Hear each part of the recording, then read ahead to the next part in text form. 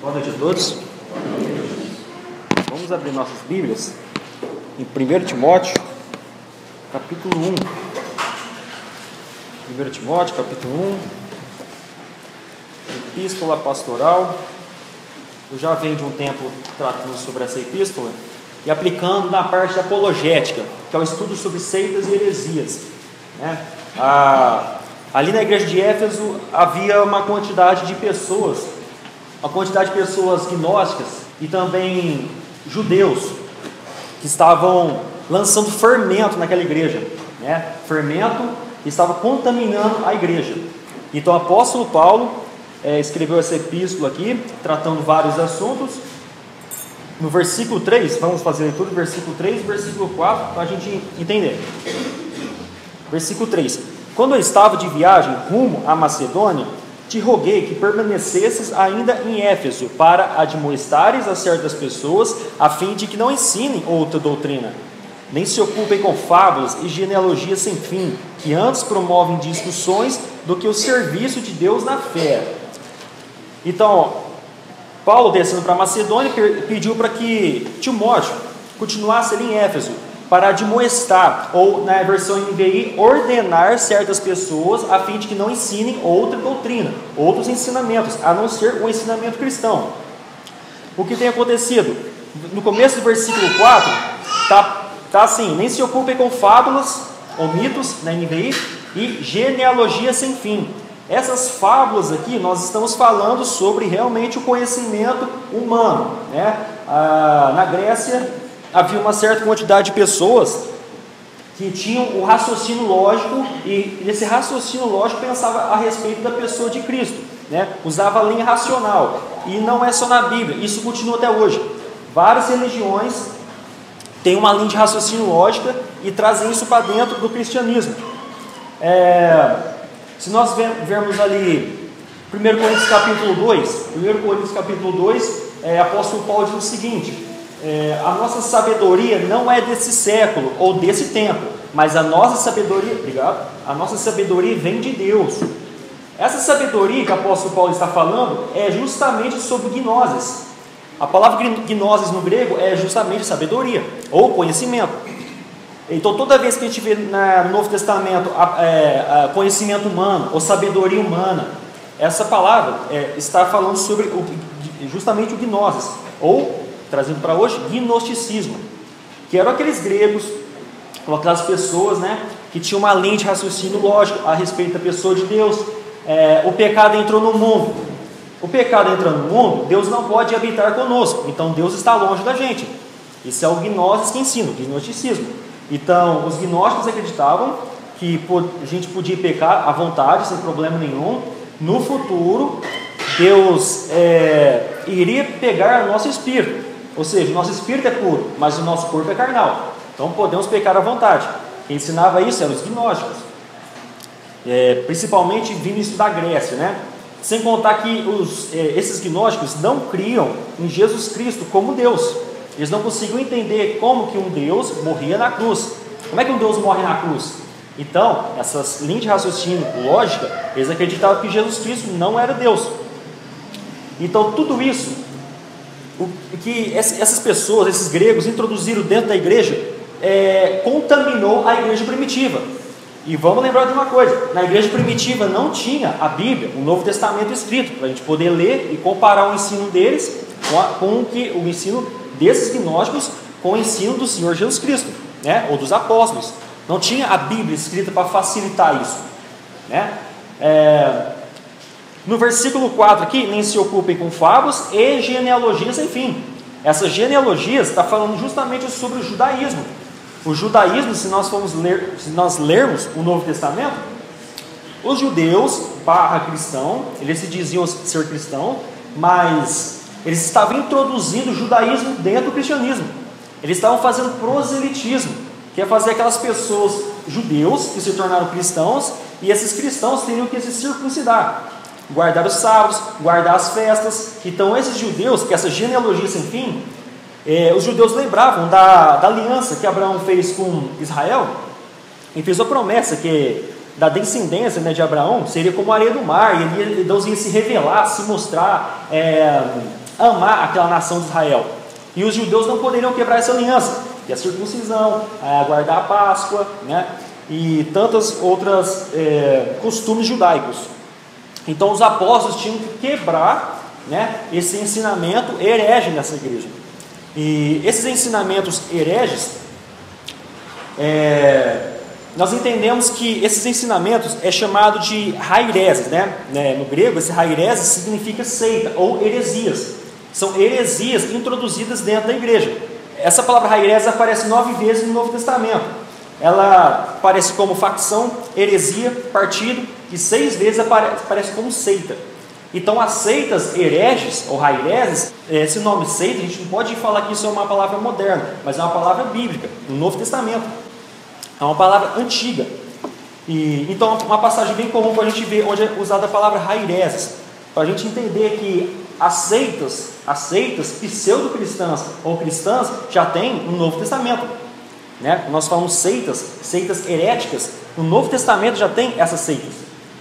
Uma passagem bem conhecida: insurgiram-se entretanto alguns da seita dos fariseus, que haviam crido, dizendo: é necessário circuncidá-los e determinar-lhes que observem a lei de Moisés.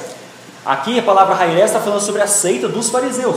Os fariseus eram judeus proselitistas, eles queriam converter as pessoas ao judaísmo, mas à religião dos fariseus. Isso é proselitismo. Converter aquelas pessoas à minha denominação. Isso é proselitismo. Não é errado eu dar um estudo com uma pessoa e trazer ela para a minha religião. Não é errado. O errado é eu forçar aquela pessoa a ela entender que somente na minha religião é a correta. Isso é proselitismo. Apolo, ele era um prosélito. Ele é egípcio, mas ele era convertido ao judaísmo. Ele era circuncidado. O próprio Timóteo, ele é meio judeu e meio grego, se eu não me engano, e é circuncidado. Ele é um prosélito, mas ninguém forçou ele a ser um judeu. Ele que quis, né, ter circuncidado para poder pregar o evangelho. Então, o proselitismo forçado, eu chamar pessoas lá fora para entrar na minha igreja, na minha denominação religiosa, isso é pecado. É chamado de hairés ou heresias. E tem muito mais. A palavra facção, que é usada em Gálatas capítulo 5, versículo 20, muitas pessoas aqui conhecem, tenho certeza. Idolatria, feitiçarias, inimizades, porfias, ciúmes, iras, discórdias, dissensões e facções. A palavra facções é a palavra haireses. O que é a facção? Facção é sectarismo. É eu dizer, por exemplo, só a casa de geração tem o ensino correto no mundo inteiro. Isso é uma facção. Ou é um sectarismo, né? Dizer que somente um grupo religioso tem a verdade em si.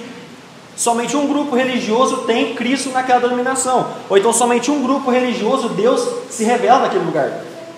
É a facção, ou as seitas. Então essas palavras, essas passagens, essas 9 passagens que traz a palavra haireses, está falando justamente sobre heresias e sectarismo, seitas, né? São seitas e estão introduzindo no movimento cristão. Nós sabemos que o que é uma igreja? O conjunto de pessoas salvas. Isso é uma igreja. Mas as seitas dizem que nós estamos certos. Nós estamos corretos, apenas aqui você entende a palavra de Deus. E temos que ter muito cuidado com isso. Para quem está visitando a gente, entenda uma coisa: a igreja é um conjunto de pessoas salvas. Não somos perfeitos, temos pecados, mas estamos pregando a palavra de Deus. Não trazemos pessoas aqui dentro forçado.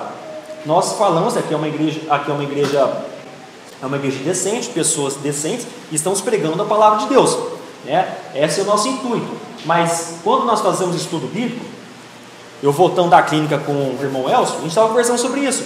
Nós estamos evangelizando pessoas, por exemplo, de Minas Gerais. Como é que nós vamos trazer pessoas de Minas Gerais aqui? Não tem jeito. Então nós estamos ensinando a palavra de Deus para eles, ensinando como ser salvo, como Deus salva a pessoa, e essas pessoas vão embora. Então elas vão embora, vão refletir, vão para sua casa, e elas vão estudar, e elas vão encontrar a igreja melhor para elas poder congregar, né? Porque nós somos sectários, não trazemos pessoa aqui forçada, não dizemos que apenas a casa de geração é uma igreja decente, tá? Como eu estou continuando o estudo, eu parei no último estudo no versículo 17, agora nós vamos para o versículo 18, de 1 Timóteo. A continuação. Eu sei que não é todo mundo que lembra, mas nós vamos continuar.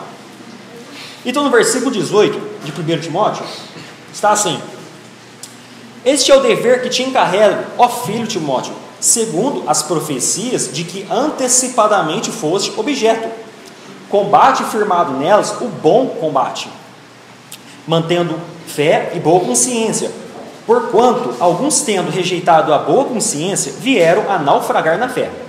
E dentre esses se contam Himeneu e Alexandre, os quais entreguei a Satanás, para serem castigados, a fim de não mais blasfemarem. Bom, então o apóstolo Paulo, ele dando algumas instruções para Timóteo, nós sabemos que Timóteo foi preparado para combater essas heresias nas igrejas, as heresias introduzidas na igreja primitiva. Então teve que preparar Timóteo. Então começa: este é o dever que te encarrego. Qual é o dever de Timóteo? Combater essas heresias, tirar essas seitas, tirar esses ensinamentos que essas seitas introduziram na igreja de Éfeso. Este é o dever que te encarrego, ó filho Timóteo, segundo as profecias que antecipadamente foste objeto. Houve alguma profecia de que Timóteo necessitaria de ser um apologeta, né? Apologeta é aquele que combate as seitas e as heresias. Então, se nós voltarmos para Atos capítulo 13, pode marcar 1 Timóteo capítulo 1 aí. Vamos voltar em Atos capítulo 13. Vamos entender um pouco sobre essas profecias. Essa passagem não está falando sobre a profecia de Timóteo, mas dá para a gente entender um pouco do que nós estamos falando aqui. Atos capítulo 13, versículo 1. Havia na igreja de Antioquia profetas e mestres: Barnabé, Simeão, por sobrenome Níger, Lúcio de Cirene, Manaém, Colasso de Herodes e o Tretarca e Saulo, que é apóstolo Paulo. E servindo eles ao Senhor e jejuando, disse o Espírito Santo. Notem aí, disse o Espírito Santo. Aproveitar aqui o gancho para combater também uma heresia que tem sido ensinada hoje, mas essa mesma heresia tem sido ensinada nesses tempos da igreja primitiva, que é: Jesus Cristo não é Deus, Espírito Santo não existe, é uma mera força de Deus. Isso é ensinado até hoje, não só naquela época. Então, algumas denominações aí, agora mesmo vou citar o nome, eu não posso deixar eu citar o nome. Então, algumas denominações têm dito que o Espírito Santo é uma mera força ativa de Deus, só que uma energia, uma força ativa não conversa. Então, notamos aqui, ó: e servindo eles ao Senhor, jejuando, disse ao Espírito Santo: separai-me agora Barnabé e Saulo para a obra que os tenho chamado. Bom, o que nós vemos aqui? O Espírito Santo, depois deles jejuarem, o Espírito Santo revelou que Barnabé e Saulo teriam um propósito, um ministério. Eles foram separados para um tipo de trabalho. E qual era o trabalho de Paulo? Desculpa. Qual era o trabalho de Paulo? Nós vemos ali em 1 Coríntios capítulo 1 que ele veio pregar o Evangelho e não batizar. Ele diz assim: eu vim para pregar o Evangelho e não batizar. O que quer dizer isso? Eles falam do Evangelho. Se acaso a pessoa for salva, ele vai e batiza. Normalmente a gente prega o Evangelho e a pessoa é batizada aqui. Isso é um sinal de não proselitismo. Ele prega o Evangelho. Se caso a pessoa ela converta, batiza. Tá? Em Tito capítulo 1, ele diz que veio promover a fé dos eleitos. Ou seja, veio ensinar, instruir, exortar e discipular. Isso é promover a fé dos eleitos. Esse é o dom de apóstolo Paulo. E também cuidar dessas igrejas, numa época que não havia Novo Testamento escrito. Então precisava desses mestres, né? Era muito importante esses mestres. Então, o que acontece? Apóstolo Paulo preparou Timóteo para esse desafio, que é acabar com o sectarismo ou as seitas introduzidos dentro da igreja de Deus. A igreja de Éfeso não era uma igreja, eram várias igrejas. Éfeso, Corinto e todas as cartas aqui, quase todas têm uma igreja local. Quando a carta é destinada para um grupo de pessoas, é um grupo de pessoas. Mas fora isso, aqui tem igreja local aqui. Então, vamos ler o versículo 18 novamente, 1 Timóteo capítulo 1. Este é o dever que te encarrego, ó filho Timóteo, segundo as profecias que antecipadamente foste objeto, combate, firmado nelas o bom combate. Essa palavrinha aqui, encarrego, este é o dever que te encarrego, ó filho Timóteo. Essa palavra encarrego, Timóteo foi encarregado é um desafio de tirar essa seita da igreja de Éfeso. Essa palavra encarregar é uma palavra bem importante, porque não é a mesma palavra que encarrega um serviçal de fazer qualquer tipo de trabalho. Essa palavra encarrega, usada aqui, que é a palavra paratitestai, é uma palavra em grego, essa palavra ela é utilizada para quando o patrão ele dá uma bolsa de dinheiro para um funcionário depositar aquele dinheiro. Ou seja, o patrão ele tem total confiança no seu funcionário que aquele dinheiro vai fazer um depósito com aquele dinheiro. Ou, por exemplo, o patrão compra um terreno e ele pede para o funcionário levar a bolsa com aquelas moedas de ouro. Então, o funcionário vai, e o patrão tem certeza que o funcionário vai levar aquela bolsa de moeda, aquela bolsa de moeda vai chegar no ex-dono do terreno e ele vai pagar. Apóstolo Paulo tinha confiança de que Timóteo conseguiria cumprir esse desafio, o desafio de apologética, acabar com as seitas e heresias introduzidas na igreja primitiva. Então essa palavra paratitestai, Timóteo foi preparado para esse serviço. Outra palavrinha muito importante, este é o dever que te encarrega, ó filho Timóteo, segundo as profecias de que antecipadamente foste objeto, combate firmado nelas o bom combate. Essa palavra bom aqui é a palavra kalos, sabe? Kalos, tipo kalos de mão, só que com K. É bem interessante quando a gente pega na palavra original, ela é bem mais cheia, né? bem mais perfeita. Essa palavra kalos aqui, bom combate, está falando um bom combate, mas um combate que chama pessoas. Essa palavra kalos, ela é normalmente usada para puro, atrativo, simpático e belo. Ou seja, eu vou combater uma heresia, só que isso vai ser de forma simpática. Eu vou conseguir trazer pessoas para Deus. Eu vou combater aquela heresia. Eu vou ter que bater de frente com pessoas hereges, pessoas rairesas. Mas aquilo vai ser simpático, vai ser belo. Eu vou conseguir trazer pessoas para Deus. Se a gente pular uma página aqui, 2 Timóteo, capítulo 2, versículo 15, só pular uma página, depois nós voltamos onde nós estamos aqui. 2 Timóteo, capítulo 2, versículo 15. Uma página já dá. Está escrito o seguinte: procura apresentar-te a Deus aprovado como obreiro. Aqui é o próprio Timóteo, é do mesmo personagem que nós estamos falando. Procura apresentar-te a Deus aprovado como obreiro, que não tem de se envergonhar, que maneja bem a palavra da verdade. Timóteo, ele deveria manejar bem a palavra da verdade.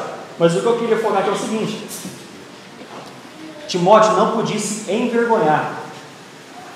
Agora, vamos fazer um pensamento aqui. O irmão, ele abre o portão no domingo de manhã, acontece alguma coisa e não vai ter reunião. Então o irmão abre o portão domingo de manhã porque a campanha tocou. Quem está lá no portão? Quem está lá? TJ. Não é Tribunal de Justiça não. Testemunho de Jeová. Eu não costumo ficar falando nomes, mas hoje o estudo é baseado sobre isso, né? Sobre essas seitas. Então hoje eu vou falar.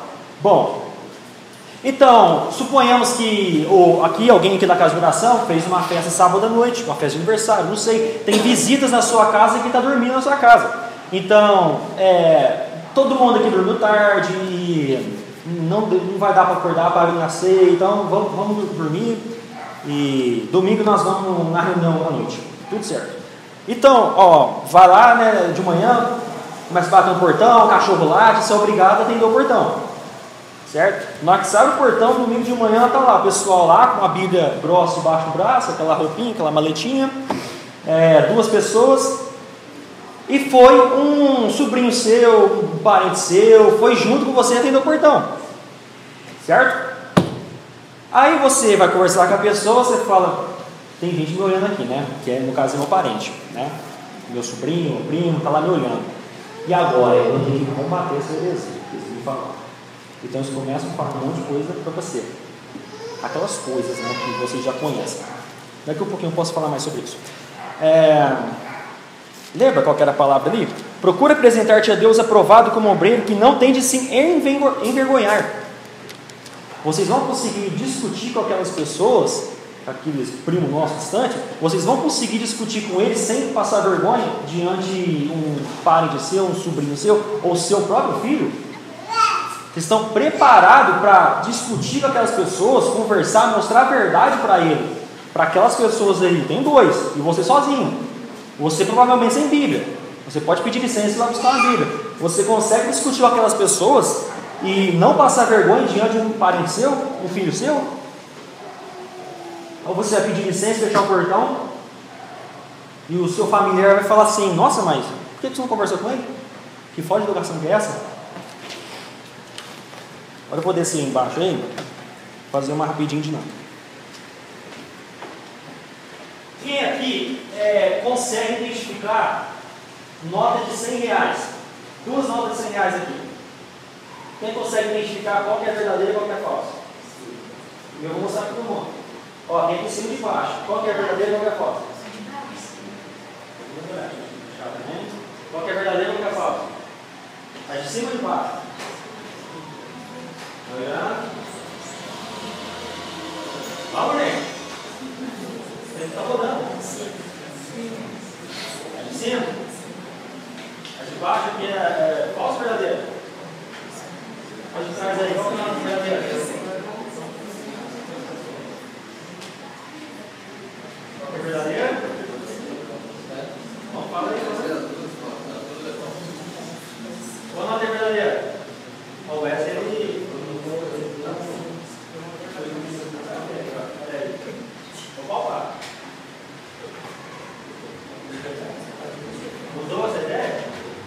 Então sabe qual que é verdadeiro aqui?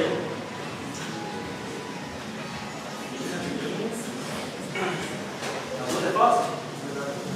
Tudo é verdadeiro?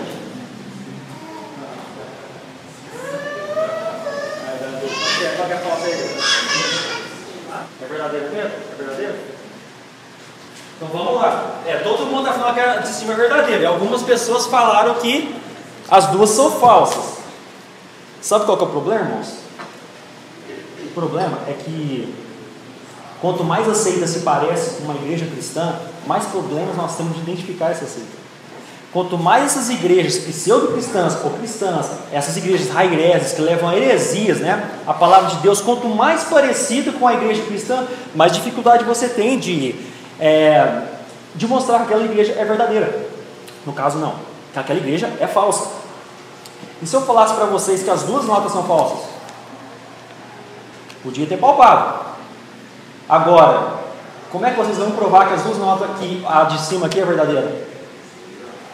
Como é que vocês vão provar?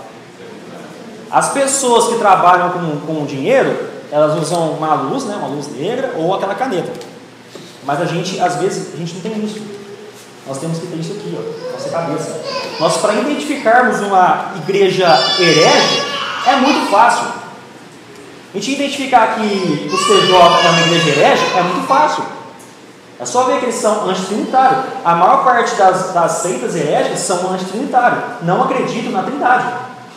A maior parte das seitas hereges são proselitistas. Eles falam que somente na igreja deles pode haver salvação. Então eles trazem pessoas para a igreja deles. A maior parte das igrejas hereges, eles têm alguma revelação do céu diferente. Então, o testemunho de Jeová tem um corpo governante. Somente o corpo governante que recebe as informações sobre Deus. Só que há muita contradição. Por exemplo, a data da volta de Cristo, que foram várias datas, até 1914, que foi a última data em que eles profetizaram, né? Onde se iniciou a Guerra Mundial. E Satanás caiu nessa data. Então é muito fácil identificar isso como uma seita. É fácil demais. Mas e quando a gente pega uma seita parecida com a igreja cristã? Quem conhece a igreja adventista do sétimo dia? Os cristãos têm o costume de chamar eles de irmãos. Eles têm um trabalho muito bom, né? creche, tem livros, tem editora, tem publicadora. Só que muitos cristãos têm chamado eles de irmãos, muitos cristãos têm ouvido um grupo que chama Arautos do Rei, né? Quem gosta de Arautos do Rei, levanta a mão. Não pode levantar, sem vergonha não. É um grupo bom, não é? Música boa, músicas cristãs. Só que eu penso o seguinte, agora levanta a mão quem escuta Padre Marcelo Rossi ou Fábio de Mello. Levanta a mão. Só eu que escuto? Não é possível. E por que a gente não escuta esse tipo de música? Alguém responde, por favor? Por que nós não escutamos Padre Marcelo Rossi, nem Fábio de Mello, nem um grupo católico? Por quê? Ninguém responde? Porque essa outra se parece com ela. Porque a gente, quando escuta, já percebe que as letras estão erradas. Mas e mesmo que você vê uma letra e ela se parece com uma letra cristã? Você escuta isso? Não. Por que você não escuta? Porque se você ouvir aquilo, o seu vizinho escutar que você está ouvindo música católica, ele vai dizer o seguinte: a igreja católica é a igreja boa, meu vizinho evangélico está escutando isso. Quando nós chamamos as pessoas de irmãos, ou a gente escuta esse tipo de música, nós estamos fazendo propaganda daquela igreja. Isso é uma propaganda. Quando você escuta Arautos do Rei, ou faz uma propaganda, ou divulga isso no Facebook, ou escuta isso alto no seu carro, você está dizendo o quê? Que Jesus Cristo é Miguel. Jesus Cristo é o Arcanjo Miguel. Arcanjo Miguel, em Judas capítulo 9, não ousou proferir palavras contra o próprio Satanás. Mas o nosso Senhor Jesus Cristo, ele combatia Satanás quando ele quisesse, porque o nosso Senhor Jesus Cristo tem todo o poder. Quando você escuta esse tipo de música, ou promove, faz propaganda sobre eles, você está dizendo que tomar café e chá é pecado, não importa em salvação. Porque a senhora Ellen White, que é a profetisa deles, disse isso. Quando você está promovendo esse tipo de doutrina, você está dizendo que a salvação é para aqueles que guardam o sábado. Porque a senhora Ellen White, ela disse que a guarda do sábado é o selo de identificação de um salvo. Só que qual é o nosso selo de identificação de salvo? Espírito Santo. Mas ela escreveu que o selo de identificação de um salvo é a guarda do sábado. E sabe quem vai receber a marca da besta? Aqueles que não guardam o sábado, aqueles que guardam o domingo, segundo a senhora Ellen White. Ela disse que Moisés ressuscitou depois da morte dele, mas a Bíblia diz em Josué que fazia 30 dias que eles estavam chorando, né, pela morte de Moisés. Mas ela diz que Moisés ressuscitou. E quem divulga isso está promovendo essas heresias. Entende? Vocês acreditam que uma mulher pode ser profeta em 1844? E somente ela pode mostrar a verdade naquelas 12.000 profecias, em mais de 20 livros escritos? Nós temos que tomar cuidado, porque às vezes escutar isso pode não causar nada, sem problema nenhum. Porque eu posso crescer espiritualmente ouvindo uma coisa pagã, porque é eu para Deus. Só que quando a gente escuta isso, a gente tem consciência que às vezes nós estamos fazendo uma propaganda. Vamos para 2 João. 2 João. Segunda Epístola de João, versículo 7. 2 João, versículo 7. Porque muitos enganadores têm saído pelo mundo afora, os quais não confessam Jesus Cristo vindo em carne. Assim é o enganador e o anticristo. Acautelai-vos para não perderdes aquilo que temos realizado com esforço, mas para receberes completo galardão. Todo aquele que ultrapassa a doutrina de Cristo e nela não permanece, não tem Deus. O que permanece na doutrina, esse tem tanto Pai como Filho. Se alguém vem ter convosco e não traz essa doutrina, não recebais em casa, nem lhe deis as boas-vindas. Porquanto aquele que dá boas-vindas faz ser cúmplice das suas obras más. Aqui estamos falando sobre enganadores da igreja primitiva. Você, quando está dando boas-vindas a essas pessoas, você está sendo participante das suas obras más. Por isso que eu digo, a gente não deve divulgar esse tipo de doutrina, né? Aqui não está dizendo que você não deve falar oi para essas pessoas. Quem faz isso são sectários. Aqui está dizendo para você não dar boas-vindas concordando com a doutrina deles. Se você quiser receber essas pessoas em casa, é para mostrar a verdade para eles. Se você quiser receber um TJ em casa, é para pregar para ele. É isso. Por quê? Vamos para Tiago. Tiago capítulo 5, versículo 19. Alguém pode ler para mim? Meus irmãos, se alguém entre vós se desviar da verdade, também o converter. 20. Sabei que aquele que se converteu, pecador, do seu caminho errado, salvará da morte a alma dele, e cobrirá multidão de pecados. Ou seja, qual que é a nossa intenção? É a gente jogar para Satanás ou converter aquela pessoa? A nossa intenção não é desfazer daquela pessoa, é converter aquela pessoa. Agora, se nós continuarmos o contexto aqui, vamos ler o versículo 19 de 1 Timóteo. Vamos acabar aqui, para não ficar muito longo. Capítulo 1 de Timóteo, versículo 19. Eu vou ler o 18 para fazer sentido o contexto. Este é o dever que te encarrega, ó filho Timóteo, segundo as profecias, de que antecipadamente foste objeto. Combate firmado nelas o bom combate, mantendo a fé e a boa consciência, porquanto alguns, tendo rejeitado a boa consciência, vieram a naufragar na fé. Aqui está dizendo para Timóteo manter a fé e a boa consciência. Por quê? Há pessoas que não manteve a fé, e essa consciência é bom conhecimento. Bom conhecimento de Deus, bom conhecimento das Escrituras, ter ciência da palavra de Deus. Há pessoas na igreja que rejeitaram esse conhecimento e essa fé e vieram a naufragar na fé, caíram. No versículo 20, e dentre esses se contam Himeneu e Alexandre, os quais entreguei a Satanás, para serem castigados, a fim de não mais blasfemarem. Ou seja, são pessoas que caíram da fé, estão blasfemando.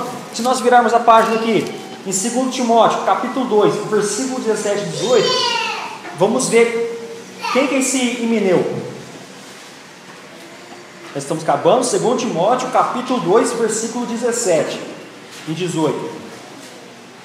Alguém pode ler para mim, por favor? As coisas que os falsos mestres ensinam se espalham como a gangrena. Dois desses mestres são Himeneu e Fileto, 18. os quais abandonaram o caminho da verdade. Eles afirmam que a nossa ressurreição já aconteceu, e assim estão dando fé de alguns. Bom, então esse Himeneu e esse Fileto estão introduzindo na igreja local uma outra doutrina. E está falando que essa doutrina, em uma versão, vai dar câncer. Câncer, ou gangrena, ou lepra, é aquilo que entra no corpo e toma conta do corpo todo. É o fermento. Isso é heresia. Essas heresias estão fazendo com que a fé de alguns se desfaleçam. As pessoas caem. As pessoas deixam de ser um cristão ativo, né? Por isso que foram jogados a Satanás. Mas vamos virar a página aqui. Capítulo 4, versículo 14 e versículo 15. Alguém pode ler? Capítulo 4, 14 e 15. Alexandre o Brasileiro causou-me muitos males. O Senhor lhe dará a paga segundo as suas obras. Tu, guarda-te também dele, porque existiu fortemente as nossas palavras. Então, esse cidadão que é o Alexandre, ele resistiu fortemente às palavras de apóstolo Paulo. Ele foi exortado, mas ele não aceitou. Por isso, então, que aqui em 1 Timóteo capítulo 1, versículo 20, foi jogado a Satanás, né, o qual entreguei a Satanás, para serem castigados, a fim de não mais blasfemarem. Essa entrega a Satanás é a mesma entrega a Satanás de 1 Coríntios capítulo 5, versículo 5. Né? Tinha um cidadão que estava tendo uma relação com a sua mãe ou sua madrasta, e o apóstolo Paulo não aceitou isso, então entregou aquela pessoa a Satanás. Alguns dizem que é um poder sobrenatural de apóstolo, mas para mim é simplesmente jogar onde Satanás mora. Onde Satanás mora? Onde ele habita? No mundo, da porta da igreja para fora. Ali é o lugar dele. Então exorta essa pessoa, deu problema, tira essa pessoa da comunhão, né? Hoje nós aceitamos a pessoa novamente, porque nós temos reunião de evangelismo e tudo mais, sem problema. Mas nessa época não tinha Bíblia, Novo Testamento, para poder ter esses ensinos sobre uma igreja local, né? Hoje esses ensinos estão completos, mas na época não tinha. Então essa pessoa era afastada. Qual que é o sentido de afastar uma pessoa dessa ou jogar para Satanás? Para aprender, né? Para aprender não mais blasfemarem, para voltar aos caminhos do Senhor. Essa é a intenção de apóstolo Paulo a jogar a Satanás. Então, irmãos, nós temos que entender o seguinte: as seitas heréticas não é de hoje. Essas seitas já começaram na igreja primitiva. Essas seitas estão até hoje. Nós temos que entender, analisar, estudar sobre essas seitas para estar preparado para combater essas seitas. Para, igual o 2 Timóteo diz ali, para não passar vergonha. Como é que você para de frente a um adepto de seita e discute com ele sobre a religião e ele te põe no chinelo? É uma expressão que usa para falar que ele foi superior. E aí, eu tenho um ensino genuíno de Deus, mas aquele adepto de seita, ele me derrubou. Não tem condição de discutir com ele, não estou preparado. Timóteo, ele foi profetizado que isso era um dom dele, né? Hoje, não são todas as pessoas que estão preparadas a discutir com esses adeptos de seitas, mas é uma exortação para a gente se interessar mais nesse assunto, né? Alguns vão dizer, conhece a Bíblia, que você consegue debater com eles. Mas tem um problema, você não pode conhecer a Bíblia, você tem que conhecer muito a Bíblia, porque eles têm Bíblia também, esqueceu? Eles usam grego, usam hebraico, usam tudo quanto é língua, né? Então, não é só conhecer a Bíblia, é conhecer muito a Bíblia. Quando o soldado parte para a guerra, há uma estratégia para poder vencer aquele inimigo. E o que eles fazem para vencer o inimigo? Conhecem o inimigo. Qual é o armamento dele? Qual é a estratégia deles atacarem? Quando vai ter um jogo de futebol, há uma estratégia para poder fazer um ataque, porque o outro time, eles colocam olheiros para entender como é que o time joga, para poder montar uma estratégia. É uma estratégia. E o cristão tem que ter essa estratégia. Como é que eu combato aquela pessoa, a heresia dele, ainda chamo ele para entrar dentro da casa de oração? Eu ainda tenho que converter aquela pessoa, que nós lemos em Tiago. Essa é a vontade de Deus. Essas pessoas não podem ser jogadas para Satanás e ficar isolado e deixar ele para lá. Tem que trazer essas pessoas para dentro. E ainda combater essas heresias ainda. E mostrar a verdade para o mundo. Mateus 24 diz que muitos lobos em pé de ovelha, de cordeiro, estão profetizando coisas demoníacas e se possível, eles conseguem até, se possível, eles conseguiam até tirar a fé dos eleitos. Ou seja, até os eleitos, quando escutam, são salvos. Quando os salvos escutam essas doutrinas, eles ficam balanceados. Ficam falando, peraí, fala com tanta convicção, tanta clareza, com tanto conhecimento bíblico, que a gente ficou, peraí, será que eu aprendi errado? E você começa a analisar a Bíblia e facilmente a gente descobre que não, nós estamos certos. Mas é porque eles têm convicção, eles têm conhecimento bíblico. E a exortação vamos conhecer o nosso inimigo. Nosso inimigo quem que é? São as seitas? É o diabo. Nosso inimigo é o diabo. Ele está implantado nessas seitas, para poder parecer que eles são irmãos. Lembra das 2 notas de R$100? Como é que você prova que as 2 notas são falsas? E como é que você prova que a nota de cima era verdadeira?